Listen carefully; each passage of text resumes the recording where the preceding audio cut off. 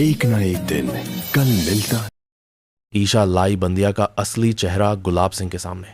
तो अब सूरज को बंदिया से बचाने के लिए ईशा तोड़ेगी सूरज का ब्रह्मचर्य व्रत।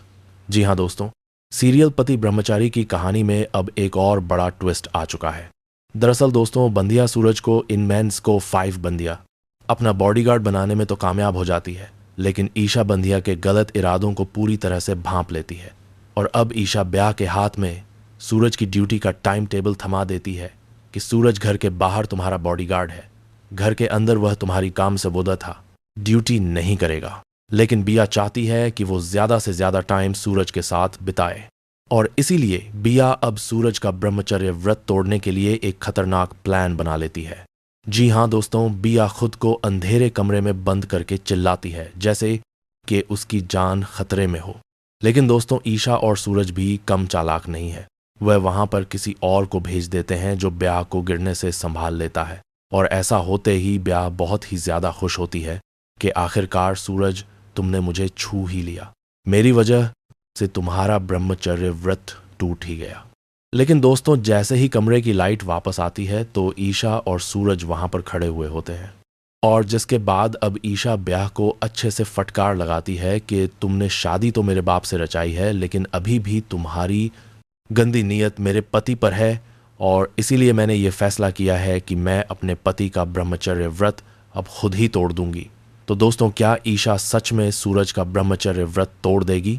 आरव ने काव्या के साथ जबरदस्ती करने की कोशिश की, और काव्या बार बार आरव से भूल जाने की कोशिश करती है, लेकिन आरव फिर से दादी की बातों में आकर गलत हरकत कर देता है। इसकी वजह से काव्या बहुत बड़ी मुसीबत में फंस जाती है। वहीं सूरज का गुलाब हवेली वापस जाना सिर्फ एक नौकरी नहीं, बल्कि एक खतरनाक जाल का हिस्सा बन चुका है।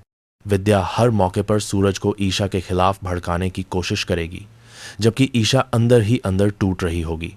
दूसरी तरफ सूरज अपनी बॉडीगार्ड ड्यूटी के दौरान विद्या को बचाएगा, जिससे गुलाब सिंह और ज्यादा यकीन कर लेगा कि सूरज उसके लिए परफेक्ट मोहरा है।